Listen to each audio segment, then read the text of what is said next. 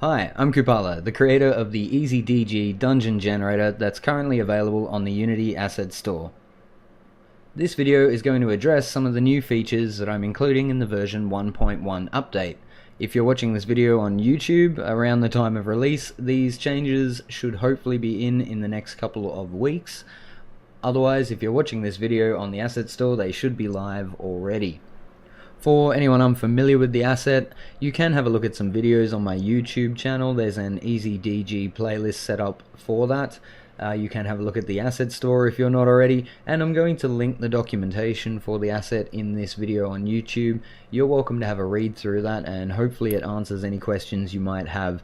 If it doesn't, you're always welcome to leave me a comment or get in contact, and I'll answer them as soon as possible. Alright, so I'll cover some of the new features in the 1.1 update. Firstly, the core generator has been significantly improved. You can read through the change logs that are included with the asset if you like, but the main thing to know about that is it's just a little bit smarter and a little bit faster overall. So it should be a bit better at coping with strange prefabs or anything that's not sort of uniformly sized or positioned. It should be able to cope with a lot of that sort of stuff now, because that was sort of the one point of feedback that I got. There were some changes that could have been made there, and hopefully this has addressed a lot of that. On top of that, the generator itself is now a lot more user-friendly, and I did touch upon that in a previous video. All the options do now have tooltips and explanations behind them. The documentation's been improved, tidied up, made a bit easier to read. It's once again not a required thing. You don't need to read the whole 28 pages of documentation to understand how to use the asset, but it's really good if you want to get into it and you want to break the generator down and pull it apart or do your own thing. The documentation will definitely cover what you need to know. So on top of that, I've also added, and I'm showing it on screen now, a setup wizard for the generator itself. All you need for this to work is to have imported the asset and then simply run it from the top menu, the EasyDG menu, and it will give you a simple little window where you can choose whether you wish to use the sample prefabs if you've imported those, or you can select to use your own prefabs if you have some you would prefer to like. I'm going to use the sample prefabs in this case just to keep things a little bit simple. All we have to do now is simply create the generator, and one will be placed in the scene and set up accordingly. Once we do this, we are given a few options. If at any point we wish to reset these, we can do so via the reset wizard button at the top. Otherwise, I've tried to simplify things here, so rather than setting a huge list of variables to strange little numbers and various floats and bools, this is all streamlined now into just a handful of much more simple and easier to understand settings.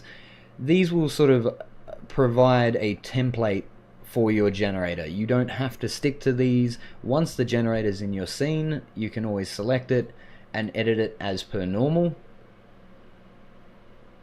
But if you'd prefer, you can just use this generator to streamline the settings. Clicking the Generate Template button will cause a dungeon to appear in the scene. As before, this is numbered, named, and just stored as a single object with all of its different components stored as child objects to it. You can hit this button multiple times to come up with different layouts. You can adjust them.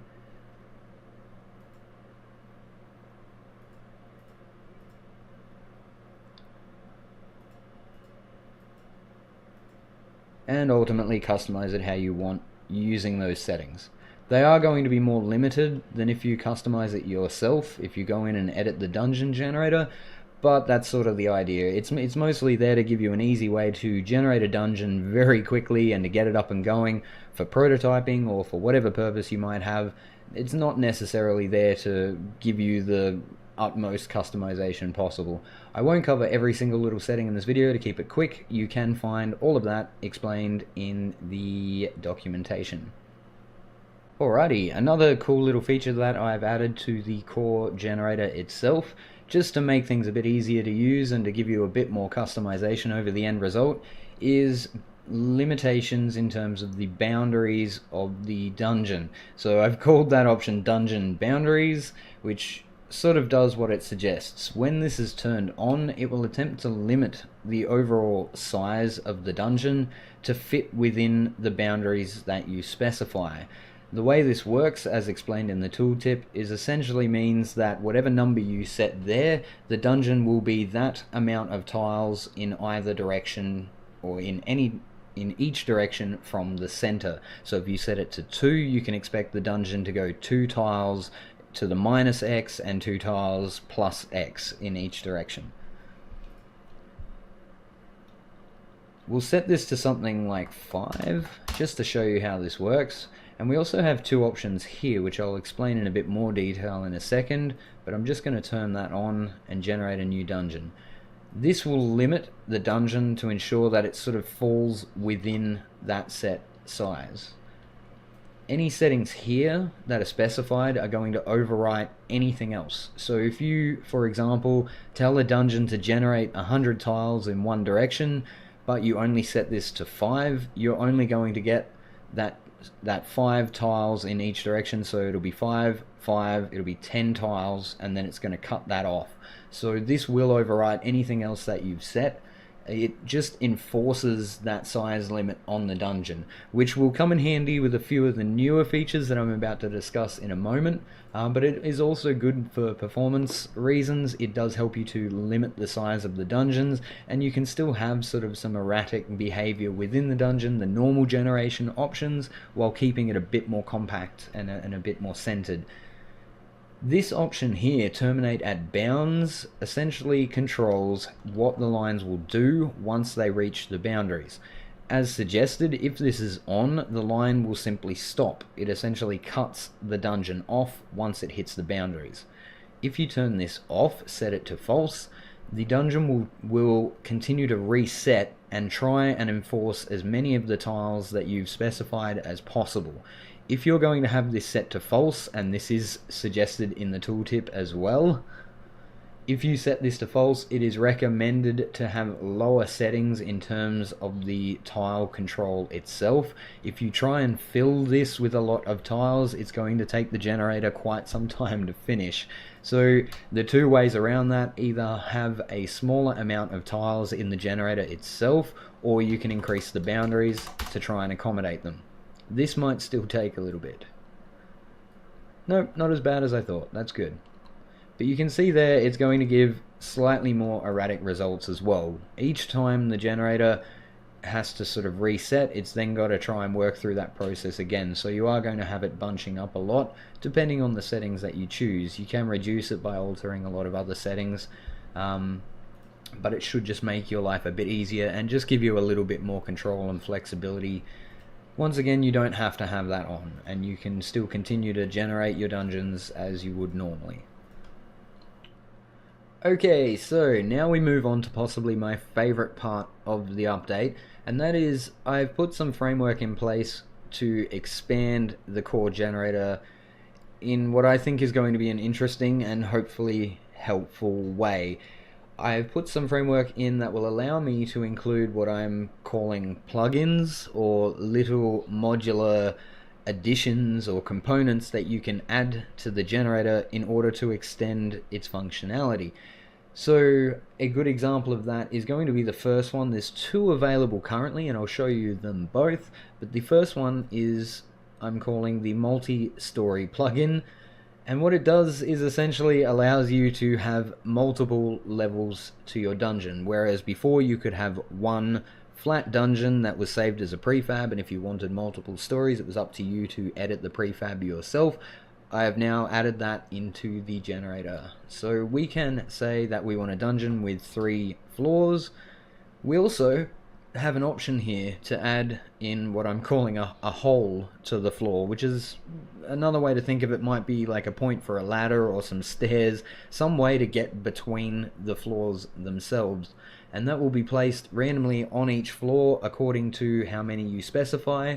I've limited it to only go to 25 at this point, just to try and keep the performance of the editor, of the generator happy, keep it nice and quick for you. If you sort of extend that too much, you can get some undesired results. I don't think you should ever need more than that, but you can edit that in the script if you wish to.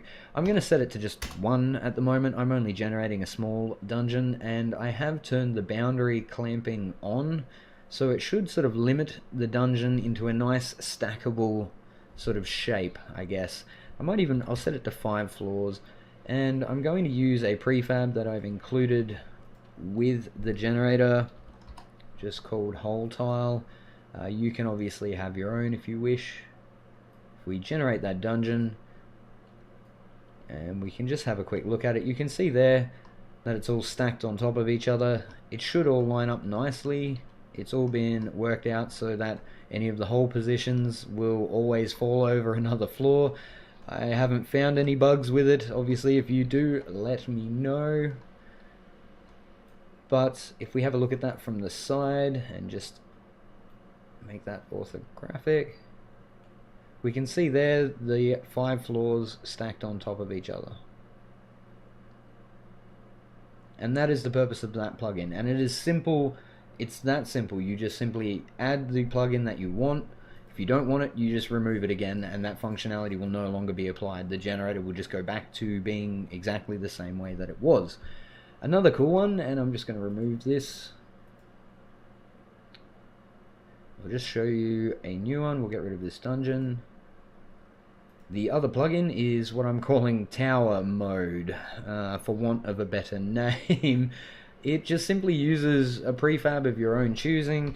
In this case, for me, it's just simply a cube with no collider attached. It's just a cube with a mesh renderer, and it will attempt to fill out the dungeon. It will make it so that it's essentially square, and it will also accommodate the multiple floors. So I'll show you it with 1 floor to begin with. With that on, if we just generate it and turn the view back to normal, we can see that it applies that prefab to fill out the entire floor, just to give it a nice sort of rounded, not rounded, but a nice squared shape, and to make it look a bit nicer. You can obviously make that prefab anything you like. You could have your own texture on it. I'm working on ways to possibly add additional detail around the edging if you wanted to. That's sort of hopefully something that'll come out in the not too distant future. You can also elect to cap the top floor off. So if you do select this, if this is set to true and you generate the dungeon, it's adjusted the size because it's a different size dungeon, but it caps off the top floor with a covering. We go in there, we can see the dungeon's still in there. What a better way to do this, actually, what I might do, I'll just select all the filler cubes and we can move them to the side. And that's another point as well. One of the functions, or one of the features, I guess, of that plugin, it also applies the same floor prefab that you've been using, and it will use it to fill in that area. It doesn't get counted as part of the dungeon generation itself. It sits within the same dungeon generator, but these won't abide by the normal rules that the floor tiles do. And the idea of that is it actually applies a bit of a ceiling to your generator, to your dungeon, sorry. So that when you're inside them, like we can see here, you're getting a nice ceiling effect there. So it's no longer exposed to it. That's with the cap top floor option turned on. If I turn that off, you'll see that it behaves very differently. That sort of thing won't be applied, but the floor tile is still on the bottom floor there. So that's a nice little function if you need it. If you only had 1 floor, it's probably a little bit irrelevant. So where it becomes quite useful, I'm just going to delete this, reset, and if I add that multi-story one back in and just say, okay, well, let's have 5 floors. We don't need that, not for demo purposes, and we just run that. We can see now we get a nice squared off tower as opposed to just sort of a single flat dungeon. Hence sort of why I'm calling it tower mode. Now you can see there's no hole there because I chose not to have one. You can have as many as you like. I could probably show you that actually. Let's do that just for fun. It would help if I assigned that prefab actually. Oops. I wrote the thing and I still make mistakes. What are you gonna do? So you see there, by increasing the number, there's a little bit of a delay. It does take it a little bit longer. There's quite a few checks that it's sort of has to perform. Oh, and I can see there I've made a mistake. That's okay. I'll fix that up. That will be sorted for the update.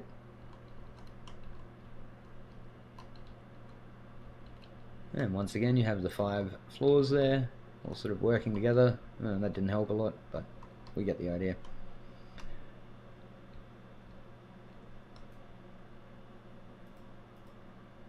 Excellent. So, thank you for watching. I do appreciate your time, as always. I do hope if you've been on the fence about purchasing EasyDG that this might help convince you. If not, let me know. I would love to have a chat to you. I can easily see if there's any concerns I might be able to address. Otherwise, that's the new features, and I look forward to hearing any feedback. For anyone that's purchased it that might be watching this video, let me know what you think. If there's ways I can make it better, I am always happy to do so, and I do want to know what those ways are. Thank you so much for your time, guys. I'll see you next time.